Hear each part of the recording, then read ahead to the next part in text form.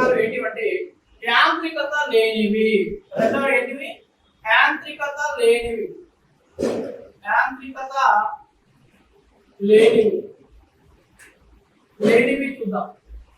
చూడండి, యాంత్రికత లేనివి అంటే ఇప్పుడు ఒకే పదార్థం చేత తయారవుతాయి. ఒకే ముడి పదార్థము చేత తయారు చేయబడతాయి. పదార్థము చేత తయారు చేయబడతాయి. ఒకే రకమైన ముడి పదార్థం, ఒకే ముడి పదార్థం ఉంటుంది. ఇప్పుడు బెంచ్ ఉంది, బోర్డు ఉంది, మొత్తం ప్లాస్టిక్, చెక్క, బెంచ్ వుడ్తో తయారు. మరి ముడి పదార్థం తయారు చేయబడి ఎలాంటి చలనాలు ఉండవు. వీటిని యాంత్రికత లేనివి అంటారు. యాంత్రికత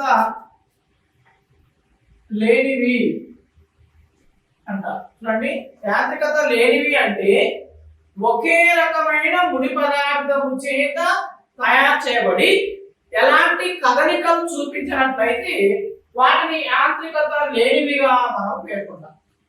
మరి యాంత్రికత లేనివి రెండు రకాలుగా ఉంటాయి. రెండు రకాలు యాంత్రికత లేనివి కనుక చూసినట్టయితే రెండు రకాలుగా ఉంటాయి. ఇవి ఏంటి అంటే, ఒకటి తుడి నమూనాలు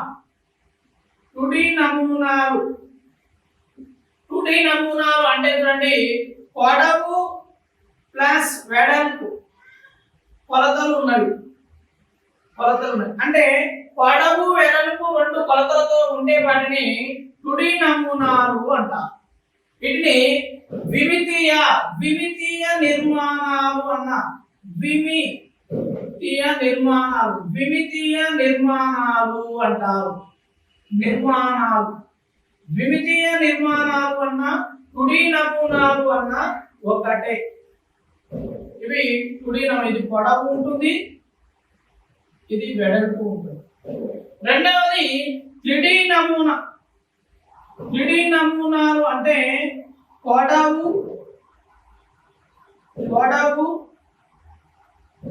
వెడల్పు ఎత్తు. పొడవు వెడల్పు ఎత్తు లేదా మందం.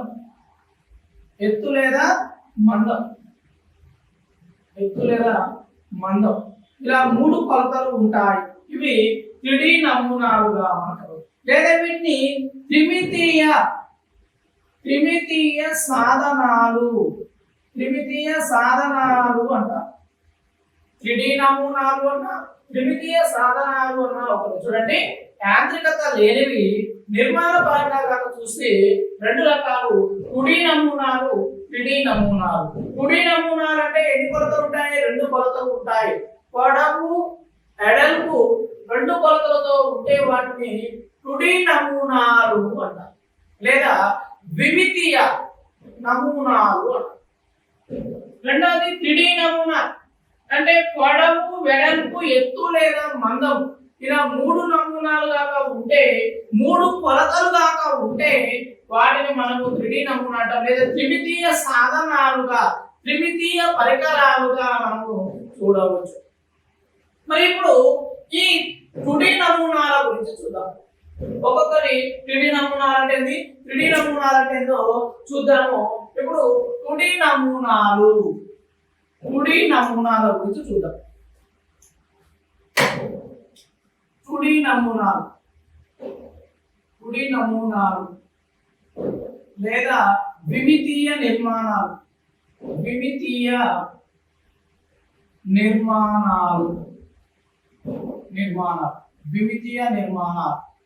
ఇక్కడ చూడండి, తుడి నమూనాలు అంటే ఏముంటాయి? పొడవు ప్లస్ వెడల్పు మాత్రమే ఉంటాయి. ఇవి తుడి నమూనా. మరి ఈ తుడి నమూనాలో చూసినట్లయితే మనకు సాధారణంగా రెండు రకాలుగా ఉంటాయి. తుడి నమూనాలు రెండు రకాలు. ఒకటి రేఖీయ పరికరాలు.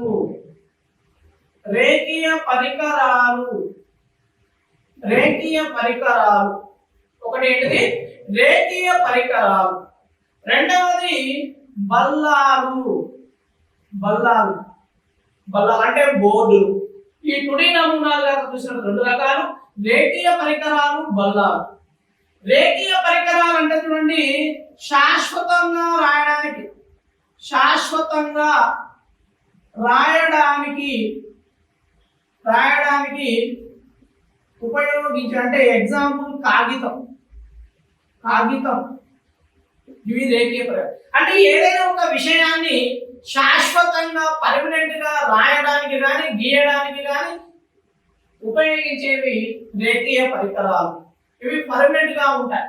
ఎగ్జాంపుల్ కాగితం మీద ఏది రాసినా గీసినా ఇవన్నీ కూడా రేఖీయ పరికరాలు అంటారు. ఇక బల్లాలు అంటే బోర్డులు, తాత్కాలిక విషయాలు రాయడానికి, తాత్కాలిక విషయాలు రాయడానికి ఉపయోగపడేవి. అంటే ఇవి అంత ముఖ్యం కాదు, తాత్కాలికమైన అంశాలు అవసరానికి అనుగుణంగా కూర్చుకోవచ్చు. ఇవి మరి ఎన్నిసార్లు అయినా ఉపయోగించవచ్చు, ఎన్నిసార్లు అయినా ఉపయోగపడతాయి. ఈ బోర్డు ఉన్నది, ఈ బోర్డును అనేక సార్లు రాస్తున్నాను, అనేక విషయాలు ఉపయోగపడుతుంది. కాబట్టి ఇవి తాత్కాలికమైన, బోర్డు మీద రాసేవన్నీ కూడా తాత్కాలిక అంశాలు. అదే కాగితం మీద రాస్తే శాశ్వతం. మనకు ఒక సామెత ఉంది, నీటి మీది రాతలు. అంటే బోర్డు మీద రాస్తే నీటి మీది రాతలు లాగా ఉంటాయి. అదే రాతి మీద రాతలు అంటే రాయి మీద రాసిన శిల్పాల మీద రాస్తే కాగితం లాగా ఉంటాయి. ఇక్కడ ఒక సామెత ఉంది, నీటి మాటలు అంటే బోర్డుపై, రాతి శిలల పైన చెక్కడం అంటే కాగితం పైన రాసేవిగా చెప్పవచ్చు. ఇవి మనకు రేఖీయ పరికరాలు. అంటే 2D నమూనాలు అనేవి రెండు రకాలుగా ఉన్నాయి. ఒకటి రేఖీయ పరికరాలు, బల్లలు. ఇప్పుడు ఈ 2D నమూనాలు ఏమేమి అంశాలు ఉన్నాయో చూద్దాము. ఇప్పుడు ఇక్కడ చూసినట్లయితే 2D నమూనాలు చూస్తే మనకి ఏమేమి ఉన్నాయి, రేఖీయ పరికరాలు ఏంటివి, బల్లలు ఏంటివి చూద్దాము. 2D నమూనాలు, ఒకటి రేఖీయ పరికరాలు,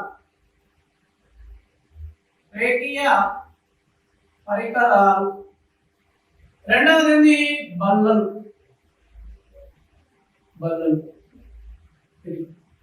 మరి ఇక్కడ రేఖీయ పరికరాలు కాక చూసినట్టు ఒకటి కాక చూసినట్టయితే మనం చూద్దాము. ఒకటి కార్డులు,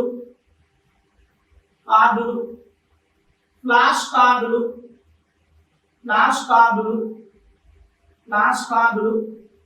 మూడు చూసినది కార్టూన్స్. వీటిని వ్యంగ్య చిత్రాలు. నెక్స్ట్ నాలుగవది కాక చూసినట్టయితే మనకు గ్రాఫులు. నెక్స్ట్ పటాలు. నెక్స్ట్ చిత్రాలు. నెక్స్ట్ చూసినట్టు గ్రిడ్ పేపర్.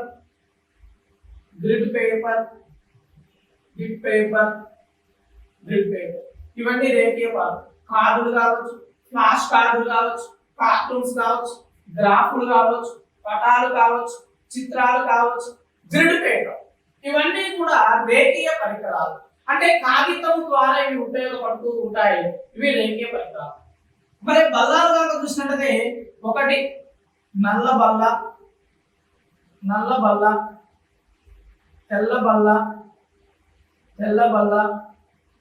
తెల్ల బల్ల, digital board.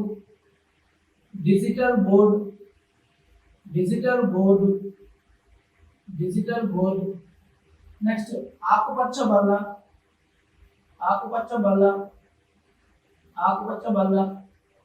Next notice board.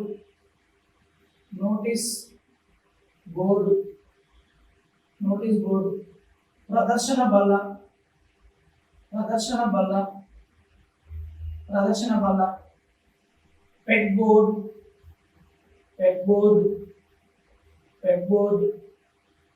Geo board.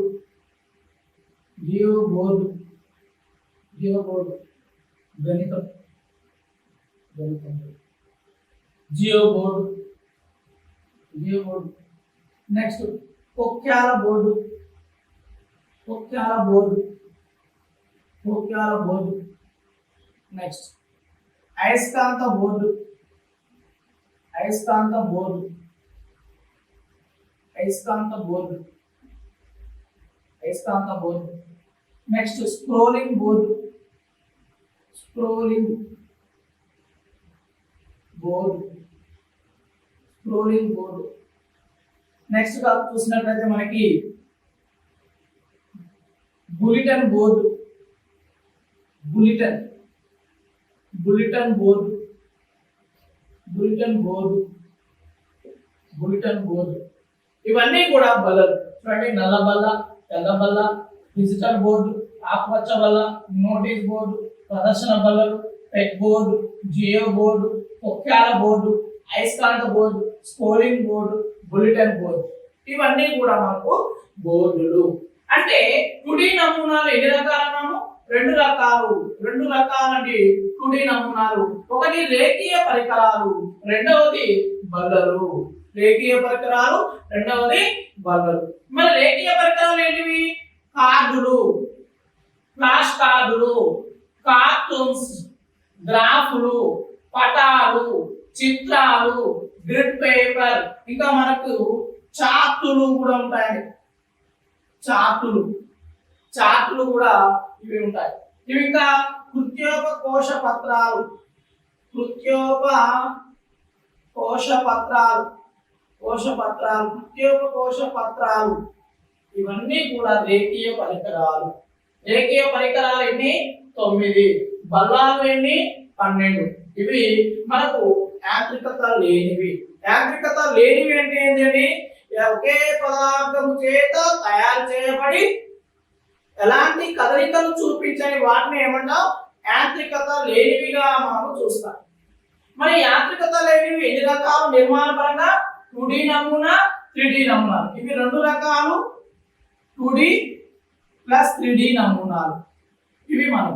మరి 2D నమూనాలు ఎన్ని రకాలు? 2 రకాలు. రేఖీయ పరికరాలు, బల్లలు. రేఖీయ పరికరాలు ఎన్ని రకాలు? 9 రకాలు. కార్డులు, ఫ్లాష్ కార్డులు, కార్టూన్స్, గ్రాఫులు, పటాలు, చిత్రాలు, గ్రిడ్ పేపర్, చార్టులు, కృత్యోపకోశ పత్రాలు. ఇవి 9 రకాలు. మరి బల్లలు, బల్లలు కాక చూసినట్లయితే ఎన్ని రకాలు? నల్ల బల్ల, తెల్ల బల్ల, డిజిటల్ బోర్డ్, అయస్కాంత బోర్డ్, నోటీస్ బోర్డ్, ప్రదర్శన board, peg board, geo board, పొక్యాల బోర్డు, అయస్కాంత board, scrolling board, bulletin board. ఇంకా మనకి చూసినట్లయితే rolling board, rolling board, rolling board. ఈ విధంగా మనకు యాంత్రికత కలవిగా మనము చూడవచ్చు. ఇవి బోర్డు. మనము ఇప్పుడు ఒకటి రేఖీయ పరికరాల గురించి చూద్దాం. రేఖీయ పరికరాలు అంటే ఏంటో రేఖీయ పరికరాల గురించి చూద్దాము. నెక్స్ట్ ఇప్పుడు రేఖీయ పరికరాలు అంటే ఏమిటి అనే అంశము చూద్దాం. ఇప్పుడు మనము యాంత్రికత లేని వాటిలో 2D నమూనాలలో రేఖీయ పరికరాల గురించి చూద్దాం. 2D నమూనాలలో రేఖీయ పరికరాలు, రేఖీయ పరికరాలు, రేఖీయ పరికరాలు, రేఖీయ పరికరాల గురించి చూద్దాము. 2D నమూనాలలో ఇది ఏ లేదా 1 అంశంగా. మరి రేఖీయ పరికరాలు అంటే ఏంటంటే చూడండి, తాత్కాలికమైన అంశాలు అంటే లేదా ఈ రేఖీయ పరికరాలు కనుక చూస్తే శాశ్వతమైన విషయాలను, శాశ్వతమైన విషయాలను, శాశ్వతమైనవి విషయాలు వ్రాయడానికి, వ్రాయడానికి, గీయడానికి, గీయడానికి, గీయడానికి ఉపయోగపడతాయి. అంటే ఏదైనా ఒక విషయాన్ని శాశ్వతంగా రాయడానికి కానీ గీయడానికి కానీ ఉపయోగపడేవి రేఖీయ పరికరాలు. మరి రేఖీయ పరికరాల్లో ఉపయోగపడేవి కాగితంలో ఎక్కువ ఉపయోగిస్తాం. కాగితం రూపంలో ఉన్నవి, కాగితం రూపంలో ఉన్నవి రేఖీయ పరికరాలుగా ఉపయోగపడతాయి. కాగితం రూపంలో ఉన్నవి అన్ని కూడా రేఖీయ పరికరాలుగా మనము చూడవచ్చు. మరి ఈ రేఖీయ పరికరాలు అనేవి అనేక రకాలుగా ఉన్నాయి. రేఖీయ పరికరాలు అనేక రకాలు ఉన్నాయి. అవి చూసినట్లయితే ఒకటి మరి ఏంటిది రేఖీయ పరికరాలు అనేక రకాలు. ఒకటి అది చూసినట్లయితే కార్డులు. రెండు ఫ్లాష్ కార్డులు. మూడు వ్యంగ్య చిత్రాలు. వీటిని కార్టూన్స్ అంటారు. Next grid paper. Next కృత్యోపకోశ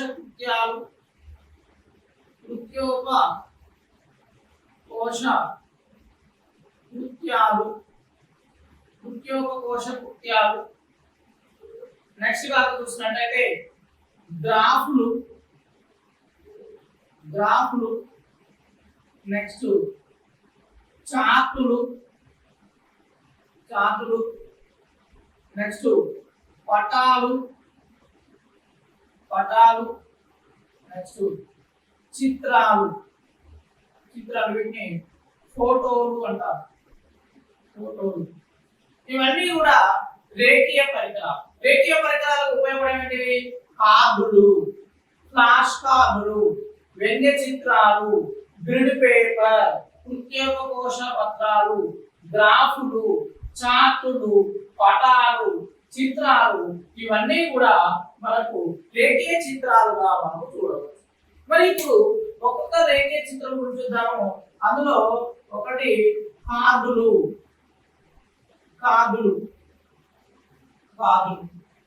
card అంటే చూడండి దీర్ఘ చతురస్రాకారంలో ఉండి దళసరి మందమైన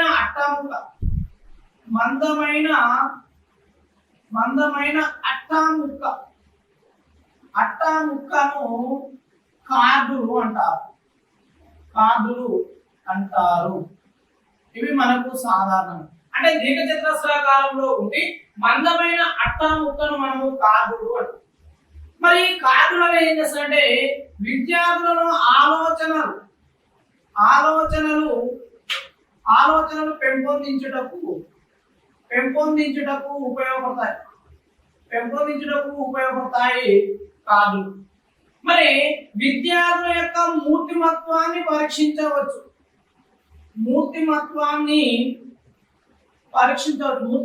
పరీక్షించడం జరుగుతుంది. ఉదాహరణ చూసినట్లయితే రోషాక్ సిరా మరకల పరీక్ష.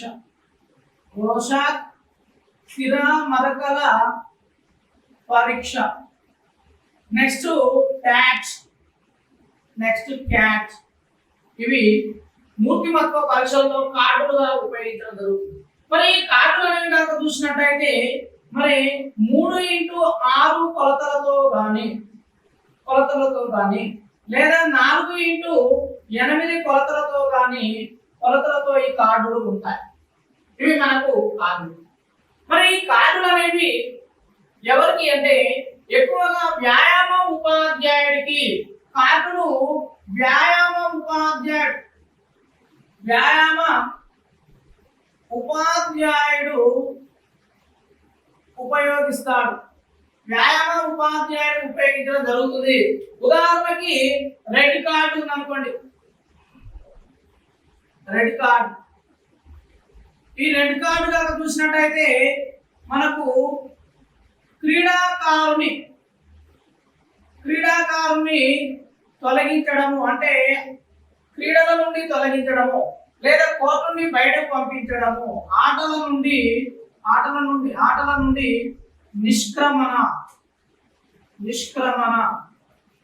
నిష్క్రమణకు ఉపయోగిస్తాడు రెడ్ కార్డు.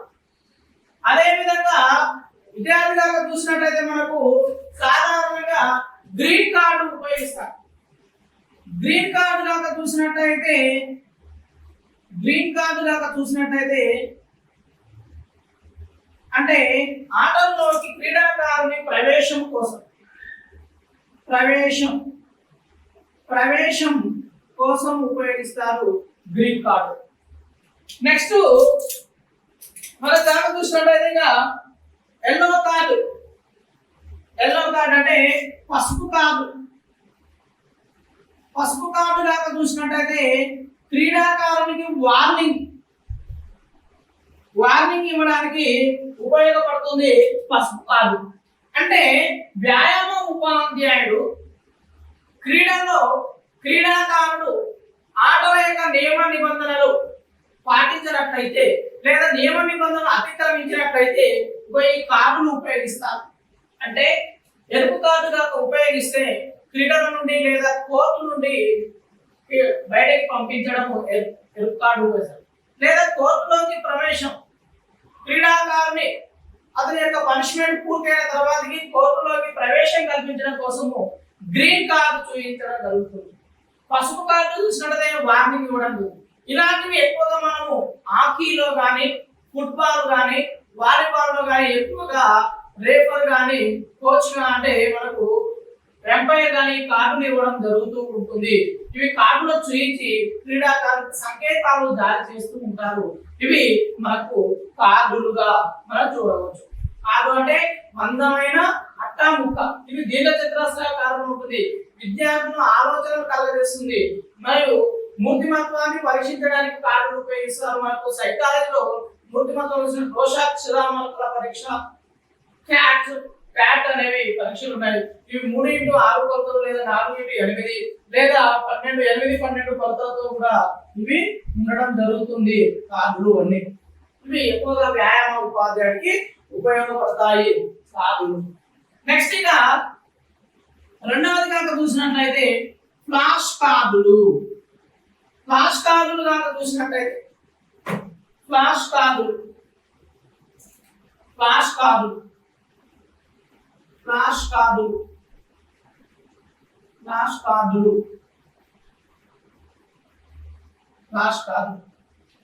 ఇవి దీర్ఘచతురస్రాకారంలో ఉంటాయి.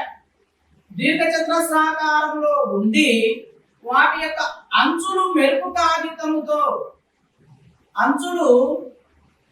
కాగితంతో అంటే రంగు కాగితంతో బంధించబడి ఉంటాయి. ఫర్ ఎగ్జాంపుల్ గా చూసినది మనకి ఈ విధంగా ఇవి రంగు కాగితాలతో మెరుపు వలె ఉంటాయి. ఇవి ఈ విధంగా మనకు కనబడడం జరుగుతూ ఉంటుంది. ఇవి విద్యార్థుల్లో చూసినట్టయితే మెరుపు వలె ఆలోచన కలిగించడానికి ఉపయోగపడతాయి. ఇవి కార్డులు. అంటే ఈ కార్డులను ఏమి చూసినట్టయితే మనకు విద్యార్థుల అంతర్దృష్టిని పెంపొందించవచ్చు ఈ కార్డుల ద్వారా. ఇవి మనకు సాధారణంగా ఇలా ఉపయోగపడుతూ ఉంటాయి కార్డులు. ఇవి ఫ్లాష్ కార్డులు అంటే ఇలా అంచు మొత్తం కూడా మెరుపు వలె ఉంటుంది.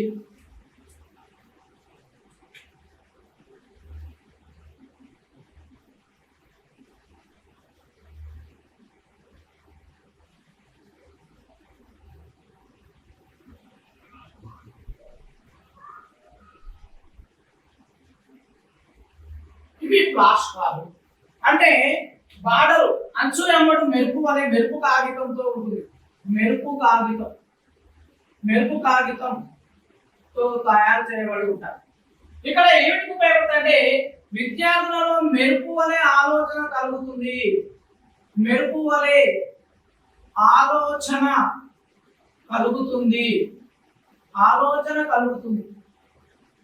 విద్యార్థుల మెరుపు వలె ఆలోచనలు కలిగిస్తాయి. ఇక్కడ దీనివల్ల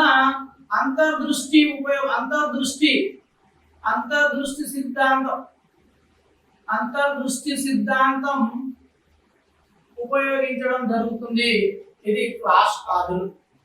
ఇవి అంటే మన క్వశ్చన్ అడుగుతారు, మందమైన అట్టా ముక్కకు వాటి యొక్క అంచులు వివిధ రంగు కాగితాలతో అతికించబడి ఉన్నట్టయితే వాటిని ఏమంటారు అన్నారు. అంటే ఫ్లాష్ కార్డులు అంటారు. ఏ కార్డుల వల్ల విద్యార్థుల్లో మెరుపు అనే ఆలోచనను పెంపొందించవచ్చు అని అంటే ఫ్లాష్ కార్డుల ద్వారా విద్యార్థులలో ఆలోచనలు పెంపొందించవచ్చు. మెరుపు వలె వేగంగా ఆలోచనలు కలిగజేసేవి. ఆలోచన కలిగించడానికి కార్డులు ఉపయోగం. వేగంగా మెరుపు వలె వ్యక్తికి ఫ్లాష్ కార్డులు పడతాయి. మరి ఇక్కడ ఇమిడి ఉన్న సిద్ధాంతం ఏంటంటే సైకాలజీ ప్రకారము అంతర్దృష్టి సిద్ధాంతము ఉపయోగపడుతుంది. మనకు అంతర్దృష్టి సిద్ధాంతం ఎవరు ప్రతిపాదించారు? కోయిలర్ ప్రతిపాదించడం జరిగింది. మరి ఈ అంతర్దృష్టి సిద్ధాంతాన్ని నాటి పలికిన వాళ్ళు ఎవరు అంటే గెస్టాల్ట్ వాదులు సైకాలజీలో మనకు ఇవి చెప్పడం జరుగుతూ ఉంటుంది. ఇవి ఫ్లాష్ కార్డులుగా మనం చూడవచ్చు. నెక్స్ట్ గా మూడవది వ్యంగ్య చిత్రాలు లేదా కార్టూన్స్ అంటాం. వ్యంగ్య చిత్రాలు కార్టూన్స్ కార్టూన్స్ కార్టూన్స్ మూడవది వ్యంగ్య చిత్రాలు వ్యంగ్య చిత్రాలు వ్యంగ్య చిత్రాలు అంటే కార్టూన్స్ కార్టూన్స్ కార్టూన్స్ ఇవి మనం మరి కార్టూన్స్ అనే దాకా చూసినట్టే ఇవి హాస్యంతో కూడిన చిత్రాలు.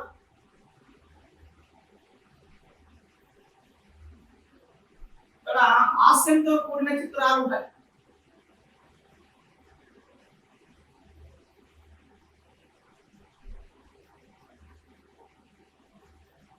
ఈ విధంగా హాస్యంతో కూడిన చిత్రాలు ఉంటే వాటిని కార్టూన్స్ అంటారు. ఇవి మరి ఇక్కడ ఏమవుతుంది? హాస్యంతో కూడి విమర్శనాత్మకంగా ఉంటుంది. హాస్యంతో విమర్శించడం జరుగుతుంది. హాస్యంతో విమర్శించడం అంటే హాస్యాన్ని జోడించి విమర్శించడము జరుగుతుంది. ఇవి కార్టూన్స్. మరి కార్టూన్స్ వల్ల ఏంటి? రసానుభూతి పెరుగుతుంది, రసానుభూతి పెంపొందించబడుతుంది, రసానుభూతి పెంపొందించబడడం జరుగుతుంది. ఇవి ఎక్కువగా భాషా ఉపాధ్యాయుడి కార్టూన్స్ ను ఉపయోగిస్తారు. భాషా ఉపాధ్యాయులు కార్టూన్స్ ను ఉపయోగించడం జరుగుతూ ఉంటుంది. మనకు రోజు పేపర్లో ఈనాడు పేపర్లో ఇది సంగతి అన్న కాడ లేదా లోకం పోకడ అని మనకు వస్తుంటాయి, లేదా వికట కవి టీవీలలో ఇలాంటి కార్టూన్స్ లాగా మనకు వస్తుంటాయి. అంటే విమర్శించడం జరుగుతుంది. కానీ అలా ఎలా ఉంటుంది? హాస్యంతో కూడిన అంటే నవ్వును కలిగించి అంటే వాళ్ళని విమర్శించినట్టుగా తెలియకుండా మనము చురకలు అంటించడం జరుగుతుంది. వీటిని వ్యంగ్య చిత్రాలు మనము చూడవచ్చు. నెక్స్ట్ నాలుగోది కనుక చూసినట్లయితే grid paper grid paper grid paper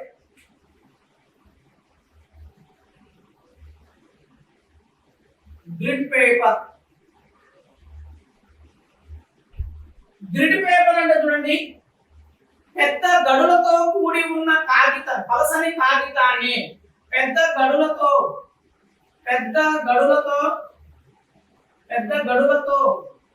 కూడిన పలుచని కాగితం దీన్ని గ్రిడ్ పేపర్. ఫర్ ఎగ్జాంపుల్ గా చూసినట్లయితే ఇది గ్రిడ్ పేపర్ గా మనము చూడవచ్చండి.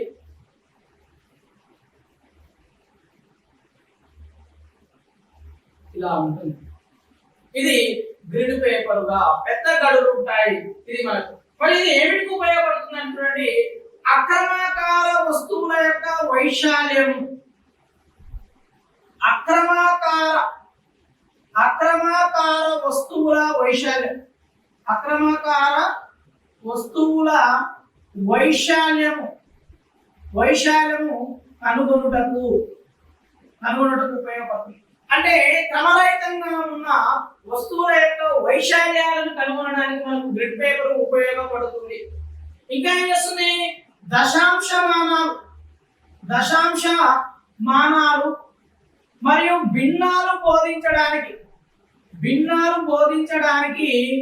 ఉపయోగపడుతుంది గ్రిడ్ పేపర్. ఇది గణిత శాస్త్రంలో ఎక్కువగా ఇది ఉపయోగపడుతుంది గ్రిడ్ పేపర్. గణిత శాస్త్రంలో చూసినట్లయితే అక్రమాకార వస్తువుల యొక్క వైశాల్యాలన్నింటినీ కూడా ఉపయోగిస్తారు. ఇది చాలా సార్లు క్వశ్చన్ అడిగారు. పాఠశాలలో అక్రమాకారంలో క్రమరహితంగా ఉన్న వస్తువుల వైశాల్యాన్ని దేనితో గుర్తిస్తాడు అన్నప్పుడు గ్రిడ్ పేపర్ అనేది ఉపయోగించాలి. ఇది లేదా భిన్నాలు దశాంశమానాలను బోధించడానికి ఉపయోగపడే కాగితం ఏంటిది అంటే గ్రిడ్ పేపర్ అంట. గ్రిడ్ పేపర్ అంటే మీనింగ్ ఏంటంటే పెద్ద గడులతో కూడి ఉన్న పలసని కాగితాన్ని మనము గ్రిడ్ పేపర్ గా పేర్కొనవచ్చు. ఇదే క్వశ్చన్ మనకు ఫిజికల్ సైన్స్ భౌతిక శాస్త్రంలో కూడా అడుగుతున్నాడు. ఉపాధ్యాయుడికి అక్రమాకార వస్తువుల వైశాల్యం కనుగొనుటకు గ్రిడ్ పేపర్ అందుబాటులో లేనప్పుడు ఏమి ఉపయోగిస్తారు అంటే దారం ద్వారా కూడా అంటే దారంతో అక్రమాకార వస్తువుల వైశాల్యాన్ని మనము గుర్తించవచ్చు. అంటే దారము మరియు గ్రిడ్ పేపర్ ద్వారా మన అక్రమాకార వస్తువుల యొక్క వైశాల్యాన్ని కొలిగిస్తుంటాం. ఇది అమీబా అనుకున్నట్టు అమీబా యొక్క వైశాల్యాన్ని మనం తీసుకుంటాం. మరి దారంతో అయితే చూసినట్టయితే మనం ఏ వస్తువు యొక్క వైశాల్యం కనుక్కుంటామో దాని చుట్టూ దారాన్ని ఇక్కడ దారం పెట్టి దాని యొక్క పొడవును గుర్తించి ఇలా అంచులు పెట్టి దారం కట్ చేసుకోవాలి.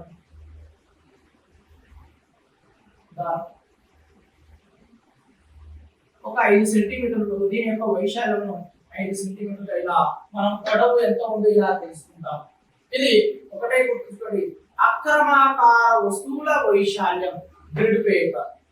ఒకవేళ గ్రిడ్ పేపర్ లేకపోతే థ్రెడ్ దారాన్ని ఉపయోగించి వైశాల్యం కనుగొంటాం.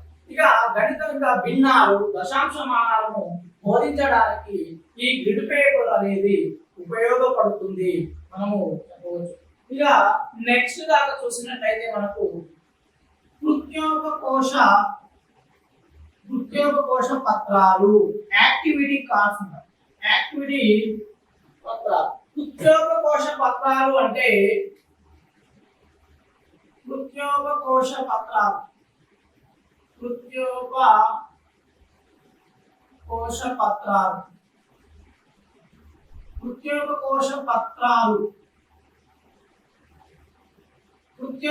పత్రాలు అంటే అన్ని రకాల ప్రశ్న పత్రాలు అన్నింటినీ కూడా కృత్యోపకోశ పత్రాలు ప్రశ్న పత్రాలు వీటిని ఇంకా యాక్టివిటీస్ కార్డ్స్ అంటారు. ఇంకా మనకి ఏముంటాయంటే పజిల్స్ సూడోస్ నెక్స్ట్ గడులను నింపడం ఇవన్నీ కూడా మనకు కృత్యోపకోశ పత్రాలుగా మనము చూడవచ్చు. ఇవి ఏకీయ పరికరాలు చూసినట్లయితే మనకు అంశాలు చూడండి, కార్డులు చూసాము, ఫ్లాష్ కార్డులు చూసాము, లింగ చిత్రాలు చూసాము, గ్రిడ్ పేపర్ చూసాము, కృత్యోపకోశ పత్రాలు కూడా చూడడం జరిగింది. ఇవి మనకు రేఖీయ పరికరాలు అతి ముఖ్యమైనవిగా చూడవచ్చు. ఇప్పుడు నెక్స్ట్ మనకు చాలా ఇంపార్టెంట్ రేఖీయ పరికరాలు అతి ముఖ్యమైనది గ్రాఫుల గురించి చూద్దాము.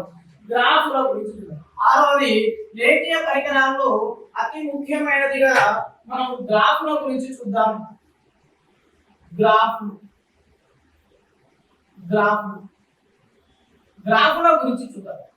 గ్రాఫ్ అంటే ఏంటంటే తక్కువ కాలంలో ఎక్కువ విషయాన్ని బోధించడానికి ఉపయోగపడేది గ్రాఫ్. తక్కువ కాలంలో ఎక్కువ విషయాన్ని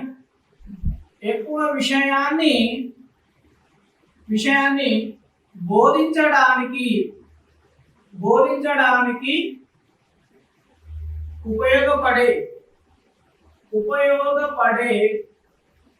ఉపయోగపడే చిన్న గడుల కాగితం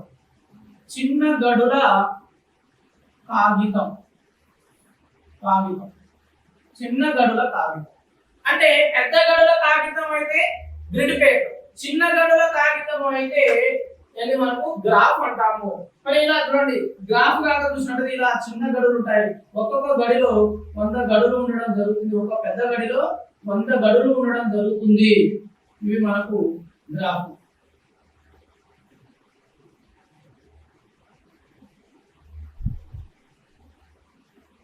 ఇది గ్రాఫ్. అంటే ఇక్కడ 100 గడులు ఉంటాయి. చిన్న గడులు 100 చిన్న గడులు. చిన్న గడులు ఇది ఒక పెద్ద గడి. పెద్ద గడిలో ఒక పెద్ద గడిలో 100 చిన్న గడులు దాకా ఉండి ఇలా ఉన్న కాగితాన్ని మనము గ్రాఫ్ అంటాం. దీని డెఫినేషన్ ఏంటి? తక్కువ కాలంలో ఎక్కువ విషయాన్ని బోధించడానికి ఉపయోగించే పలసని కాగితాన్ని ఏమంటారు అంటారు? గ్రాఫ్లు అంటారు.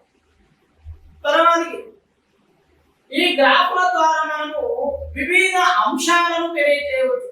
మరి దాని యొక్క ప్రమాణాలు విధి విధాలు ఎలా ప్రారంభం నుండి ముగింపు వరకు ఎలా ఉన్నాయి అనే విషయాన్ని తెలియజేయడము మనకు తెలియదు. అంటే తక్కువ కాలంలో ఎక్కువ విషయాన్ని మనం బోధించడానికి ఉపయోగపడతాయి. మరి గ్రాఫ్లు అనేవి కాక చూసినట్లయితే గ్రాఫ్లు 5 రకాలు.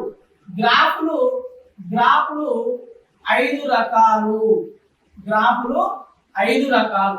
మరి అవి ఏంటో చూద్దాము. గ్రాఫ్లు కాక చూసినట్లయితే 5 రకాల్లో మనకు ఒకటి ఫైవ్ గ్రాఫ్. దీన్ని వలయ గ్రాఫ్ అంటాం. వలయ గ్రాఫ్. ఫైవ్ గ్రాఫ్ అన్నా వలయ గ్రాఫ్ అన్నా ఒకటే. నెక్స్ట్ రెండవది వెన్ గ్రాఫ్ అంటాం. మూడవది సచిత గ్రాఫ్. దీన్ని బార్ గ్రాఫ్ అంటారు. Bar graph. నాలుగవది రేఖీయ గ్రాఫ్.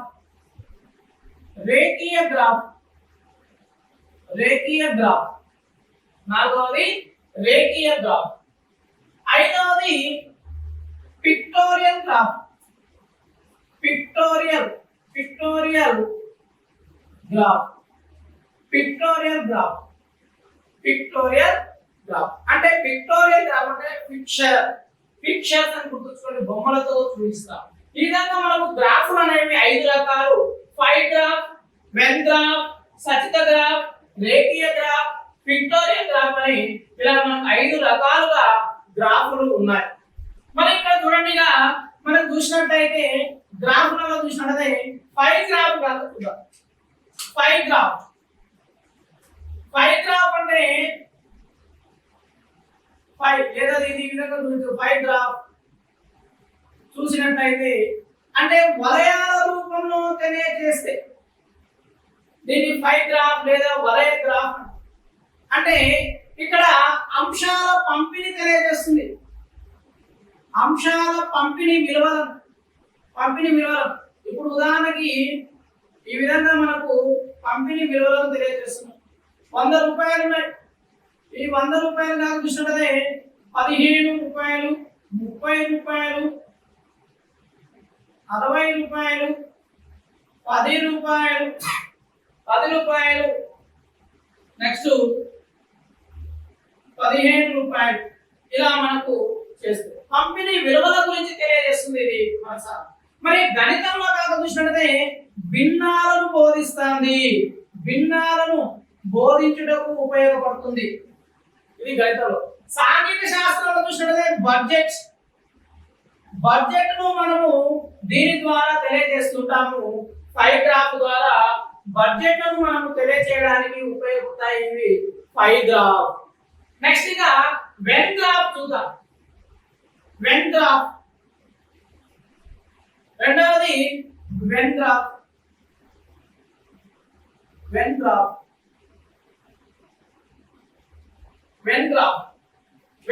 అంటే చూడండి, 2 లేదా అంతకంటే ఎక్కువ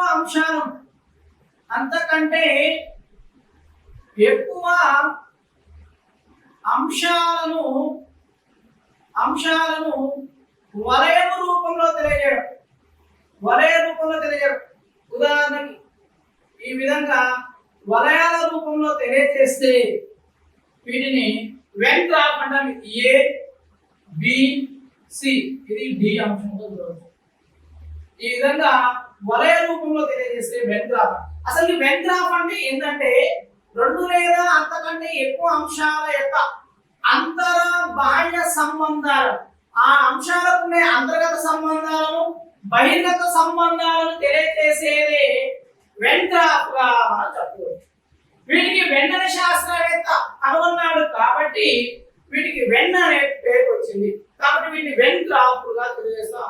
ఇవి ఎక్కువగా అంటే అంశాలు ఉన్నాయి, మిళితమైన అంశాలు తెలియజేయడం కోసం కానీ సమితులు సంబంధాలు బోధించడానికి కానీ ఉపయోగపడుతూ ఉంటాయి. ఇవి వెన్ గ్రాఫ్లు. నెక్స్ట్ గా సచిత గ్రాఫ్లు, వీటిని బార్ గ్రాఫ్లు అంటారు. వీటిని కమ్మి చిత్రాలు, దిమ్మ చిత్రాలు అని కూడా అంటారు. Bar graph, bar graph, bar graph. వీటిని కమ్మి చిత్రాలు, కమ్మి చిత్రాలు, కమ్మి చిత్రాలు లేదా దిమ్మ చిత్రాలు, దిమ్మ చిత్రాలుగా పేర్కొంటారు. అంటే పొడవు వెడల్పు సమానంగా ఉన్న అంశాలను తెలియజేసే ఎక్స్ అక్షం పైన కానీ పొడవు వెడల్పు అంటే ఇలా దిమ్మల రూపంలో ఉన్నవి తెలియజేసే చిత్రాలని ఈ గ్రాఫ్లని మనము బార్ గ్రాఫ్లు లేదా కమ్మి చిత్రాలు అంటే వీటిని దిమ్మ చిత్రాలు అంటాం. రెండు అంశాల మధ్య భేదాలను తెలియజేస్తాయి. రెండు అంశాల మధ్య భేదం, ఇది స్త్రీలు అనుకున్నట్లయితే ఇది పురుషులు, అంటే ఇది జనాభా లెక్కలు. రెండు అంశాల మధ్య భేదాలను తెలియజేయడానికి ఇలా తెలియజేసే చిత్రాలను బార్ గ్రాఫ్లు, ఇది కమ్మి చిత్రాలుగా పేర్కొంటారు. ఇవి బార్ గ్రాఫ్. నెక్స్ట్ ఇక ఐదవది, మూడవది, నాలుగవది చూసినట్టయితే మనకు రేఖీయ గ్రాఫ్, రేఖీయ గ్రాఫ్, రేఖీయ గ్రాఫ్, రేఖీయ గ్రాఫ్. రేఖీయ గ్రాఫ్ అంటే చూడండి, ఏదైనా విషయాన్ని రేఖల మాదిరిగా తెలియజేస్తే, ఫర్ ఎగ్జాంపుల్ ప్రారంభం నుండి ముగింపు వరకు ఎలా ఉంది, ఇది అభ్యసన లాక్షణిక వక్రరేఖ, లాక్షణిక వక్రరేఖ, వక్రరేఖ లేదా ఇది చూసినట్టు పుటాకార వక్రరేఖ, పుటాకార వక్రరేఖ.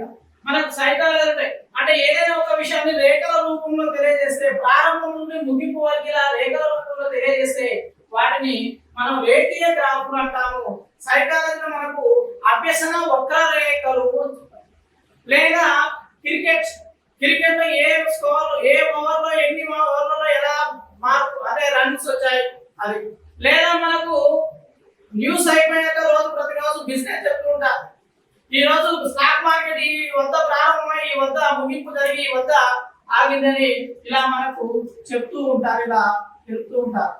ఇది లేదా మనకు గుండెలో తెలియజేసే ఈసీజీ ఈసీజీ విధానం, ఈసీజీ గ్రాఫ్, గుండె యొక్క పనితీరును తెలియజేసే ఈసీజీ గ్రాఫ్ కూడా ఈ విధంగానే ఉంటాయి. అన్నింటినీ కూడా రేఖీయ గ్రాఫ్లుగా మనము చెప్పవచ్చు.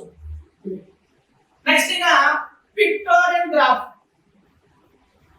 Pictorial graph, pictorial graph, pictorial, pictorial graph, pictorial graph,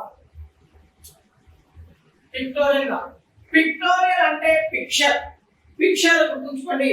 అంటే ఏదైనా ఒక విషయాన్ని చిత్రాల ద్వారా తెలియజేస్తే, ఇప్పుడు ఉదాహరణకు చూడండి కేకులు,